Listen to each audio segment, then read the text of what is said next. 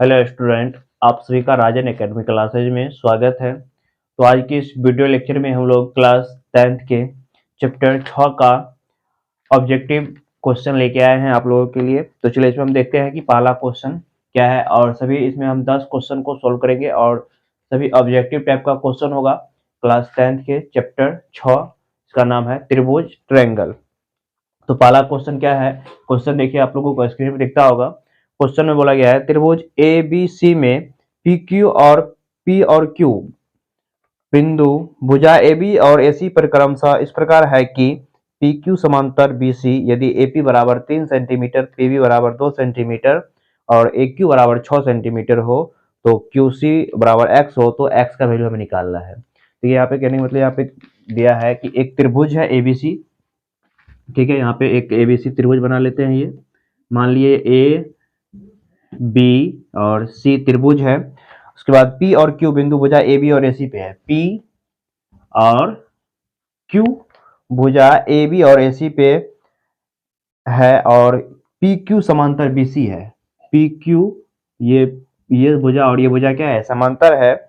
तो और एपी का मान दिया है 3 सेंटीमीटर, एपी दे दिया है 3 सेंटीमीटर, पीबी दे दिया है 2 सेंटीमीटर, पीबी 2 सेंटीमीटर और ए क्यू दे दिया है 6 सेंटीमीटर, ए क्यू 6 सेंटीमीटर।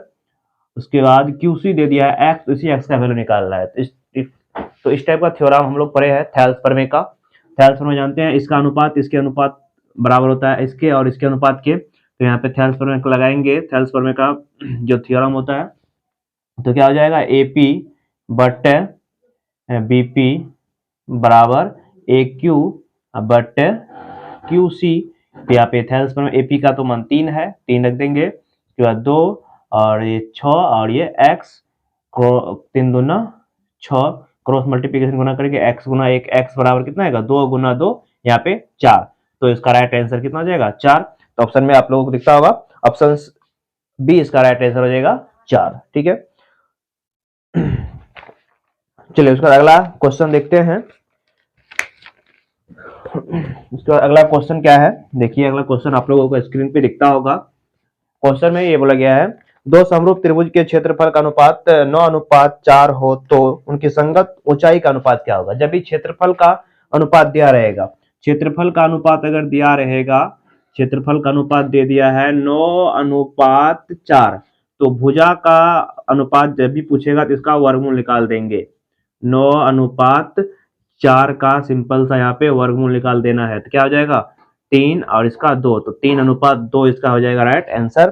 कितना, ऑप्शन बी इसका राइट आंसर हो जाएगा 3:2, ठीक है। चलिए उसके बाद अगला क्वेश्चन है। क्वेश्चन आप लोगों को स्क्रीन पर दिखता होगा। क्वेश्चन में क्या बोला गया है, यदि किसी त्रिभुज की एक भुजा के समांतर, ठीक है, मान लेते हैं एक त्रिभुज है। यहाँ पे देखिए, यहाँ पे एक अगला क्वेश्चन जो है, एक त्रिभुज है और इस त्रिभुज में मान लीजिए ए बी सी एक भुजा के समांतर अन्य दो भुजाओं को भिन्न भिन्न बिंदुओं में प्रतिच्छेद करता है। एक भुजा के समांतर एक भुजा कीजिए और अन्य दो भुजा को मान लो पी और क्यू में क्या कर रहा है, प्रतिच्छेद करे और एक रेखा खींची जाए तो अन्य दो भुजाओं को एक ही अनुपात में विभाजित करता है और मतलब इसको और इसको एक ही अनुपात में विभाजित करता है। तो यह थ्योरी किसका है, मतलब ये प्रमेय कौन सा प्रमेय है। तो हमें पता है ये जो प्रमेय है, ये प्रमेय किसका है, थेल्स का प्रमेय है। ये थेल्स का प्रमेय है। थेल्स के प्रमेय नहीं बताया क्या कि किसी एक भुजा के समांतर जब हम मतलब एक त्रिभुज के किसी एक भुजा के समांतर अगर हम रेखा खींचते हैं और अन्य दो भुजा को दो बिंदु पर प्रतिच्छेद करते हैं तो वह उसके संगत अनुपात के बराबर होता है, अन्य दो बिंदुओं के संगत बराबर होता है, ठीक है। तो अगला क्वेश्चन चलिए देखिए 4 का क्वेश्चन क्या है। 4 नंबर का क्वेश्चन है, यदि एक रेखा त्रिभुज की दो भुजाओं को एक ही अनुपात में विभाजित करे तो यह रेखा तीसरी भुजा के समांतर होती है। बिल्कुल इसका उल्टा क्वेश्चन है, मतलब एक रेखा है जो अन्य दो बिंदु प्रतिच्छेद करता है तो वह तीसरी इसके समांतर ये रेखा होता है, तब मतलब ये बोल रहा है तब ये प्रमेय कौन सा प्रमेय होगा। तो इसका जो बिल्कुल उल्टा प्रमेय हो जाएगा, थेल्स प्रमेय का विलोम हो जाएगा। ये थेल्स प्रमेय का विलोम, थेल्स प्रमेय का विलोम याद रखना है। ऑप्शन थेल्स प्रमेय का विलोम, ऑप्शन सी इसका, ऑप्शन बी इसका राइट आंसर हो जाएगा थेल्स प्रमेय का विलोम 4 का। चलिए इसके बाद अगला 5 नंबर का क्वेश्चन देखते हैं। 5 नंबर का क्वेश्चन क्या है, क्वेश्चन आप लोगों को स्क्रीन पे दिखता होगा। क्वेश्चन में बोला गया है एक समकोण त्रिभुज ABC में, या कोई भी त्रिभुज मान लेते हैं, समकोण त्रिभुज है, कर्ण का वर्ग अन्य दो भुजाओं के वर्गों के योग के बराबर होता है, तो यह कौन सा प्रमेय होगा। मतलब एक मान लेते हैं एक समकोण त्रिभुज है,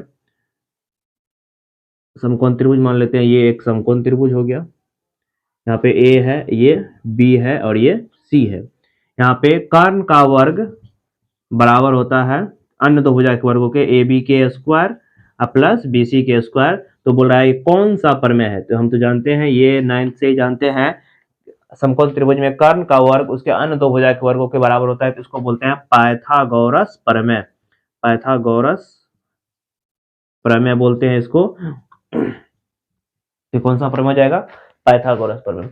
उस पर अगला 6 नंबर का जो क्वेश्चन है बिल्कुल इसका उल्टा वाला, पाइथागोरस प्रमेय का विलोम हो जाएगा। कैसे लिखिए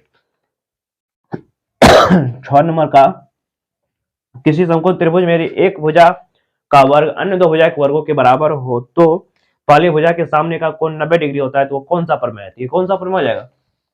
तो इसके बाद 7 नंबर का क्वेश्चन क्या है, देखिए क्वेश्चन में दिया गया है, बोल रहा है मान लीजिए कि त्रिभुज ABC समरूप है त्रिभुज DEF के, और इनके क्षेत्रफल का अनुपात क्रमशः 64 अनुपात 64 और 121 है। यदि EF बराबर 15.4 सेंटीमीटर हो तो BC का वैल्यू निकालना है। यहाँ पे 7 नंबर के क्वेश्चन में जो क्या बोला गया है, हमें त्रिभुज ABC समरूप है त्रिभुज DEF के, ठीक है। और जब त्रिभुज समरूप होता है तो हमें पता है समरूप त्रिभुज के क्षेत्रफल का अनुपात उनके भुजा के वर्गों के क्या होता है, भुजा के अनुपात के वर्ग के बराबर होता है। तो यहाँ पे हम यहाँ से लिख सकते हैं ऐसे, एरिया ऑफ त्रिभुज ABC बट एरिया ऑफ त्रिभुज DEF बराबर बोल सकते हैं BC का स्क्वायर बट EF का स्क्वायर। लेकिन एरिया ऑफ त्रिभुज मतलब त्रिभुज ABC का क्षेत्रफल यहाँ पे दिया हुआ है, त्रिभुज ABC का क्षेत्रफल कितना हो जाएगा 64, तो यहाँ पे 64 लिख देंगे। उसके बाद DEF का क्षेत्रफल यहाँ पे दिया हुआ है, DEF का भी क्षेत्रफल कितना है, इसका 121, तो 121 बराबर होगा BC का, वैल्यू तो निकालना ही है, BC रहने देते हैं, BC 21 पे स्क्वायर कर देते हैं, और EF का मान तो दिया हुआ है 15.4, दो अलग रहेगा स्क्वायर तो एक ही स्क्वायर चला सकते हैं, ये स्क्वायर इधर रहेगा तो क्या हो जाएगा, रूट चढ़ जाएगा। तो यहाँ से फाइनल बोल सकते हैं BC बट 121 बराबर, मतलब इसको इधर ले आए, इसको इधर दे दे, तो रूट में क्या हो जाएगा 64, क्योंकि ये स्क्वायर हटेगा इस पे क्या चढ़ जाएगा, रूट चढ़ जाएगा, 64 बट 121। अब BC बट 121 नहीं 15.4 है ना, 15.4 BC बट 15.4 ये हो जाएगा।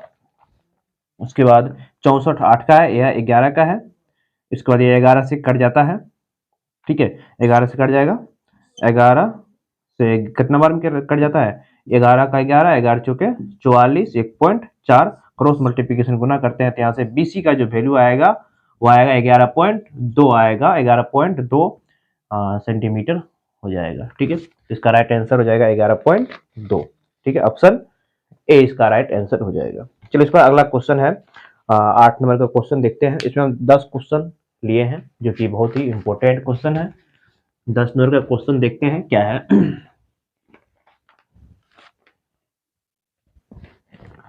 देखिए यहाँ पे 10 नंबर का क्वेश्चन क्या बोला गया है, 10 नंबर का क्वेश्चन है त्रिभुज PQR में यदि PQ का स्क्वायर बराबर है PR के स्क्वायर प्लस RQ के स्क्वायर के, तो त्रिभुज का कौन सा कोण समकोण होगा। मतलब एक त्रिभुज है, समकोण त्रिभुज है, ठीक है, और यहाँ पे ये बोला गया है P यहाँ पे मान लेते हैं PQ का स्क्वायर, अब क्या दिया है कंडीशन दिया है PQ का स्क्वायर बराबर है R PR का स्क्वायर प्लस RQ का स्क्वायर।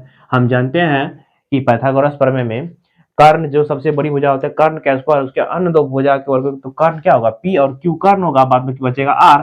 तो बोल रहा है R का कोण कौन सा होगा, तो R का समकोण वाला कोण कौन होगा, तो कोण आर्यन होगा, तो कोण R वाला जो होगा समकोण होगा, बाद में ये कोण और ये कोण क्या होगा, न्यून कोण होगा। इसलिए इसका ऑप्शन सी इसका राइट आंसर हो जाएगा, ऑप्शन सी। चलिए उसके बाद अगला 9 नंबर का क्वेश्चन है, क्वेश्चन आप लोगों को स्क्रीन पे दिखता होगा। क्वेश्चन में क्या बोला गया है, देखिए क्वेश्चन क्या है, 9 नंबर का क्वेश्चन है।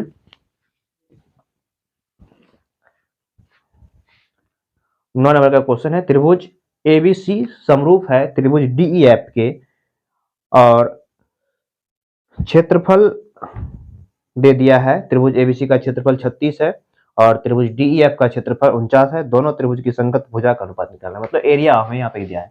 एरिया ऑफ त्रिभुज एबीसी दे दिया है 36 और एरिया ऑफ त्रिभुज डीईएफ दे दिया है कितना, 49। तो इनके भुजा का अनुपात निकाला था। सिंपल सा, जब भी भुजा का अनुपात पूछेगा तो भुजा का अनुपात निकालने के लिए कुछ नहीं करेंगे, 36 अनुपात 49 है ना इसके, तो इसका डायरेक्ट हम क्या करेंगे, वर्गमूल निकाल देंगे। 36 अनुपात 49, तो 36 का क्या होता है वर्गमूल 6 और 49 7, 6 अनुपात 7 आंसर हो जाएगा ऑप्शन इसका ऑप्शन बी, इसका ऑप्शन हो जाएगा option B is right answer. ठीक है, चलिए इसका अगला लास्ट क्वेश्चन देखते हैं। 10 का क्वेश्चन क्या है, देखिए क्वेश्चन में बोला गया है दो समरूप त्रिभुज के क्षेत्रफल का अनुपात 25 अनुपात 64 है। यहाँ पे 10 का क्वेश्चन क्या है, देखिए समरूप त्रिभुज के क्षेत्रफल का अनुपात दे दिया है। समरूप त्रिभुज मतलब उसके क्षेत्रफल का अनुपात हमें मालूम है, सिंपल इसी तरह से बनेगा। क्षेत्रफल का अनुपात 25 अनुपात 64 है, तो भुजा का अनुपात निकालना है, तो भुजा का अनुपात सिंपल से इसका वर्गमूल निकाल देना है। तो कितना हो जाएगा, 5 अनुपात 4, ऑप्शन 5 अनुपात 4 हो जाएगा इसका राइट आंसर। ठीक है, 5 अनुपात 4 कौन सा ऑप्शन होगा, देखिए। तो इसमें हम टोटल 10 क्वेश्चन को लिए थे, 10 क्वेश्चन का सोल्यूशन देखे हैं। अगले वीडियो लेक्चर में फिर से 10 क्वेश्चन का सोल्यूशन करेंगे। इस तरह से ऑब्जेक्टिव टाइप का जितना भी क्वेश्चन होगा त्रिभुज से सभी का कंप्लीट कर लेंगे। यदि आप लोगों को वीडियो अच्छा लगा हो तो वीडियो को लाइक एंड सब्सक्राइब करें। धन्यवाद।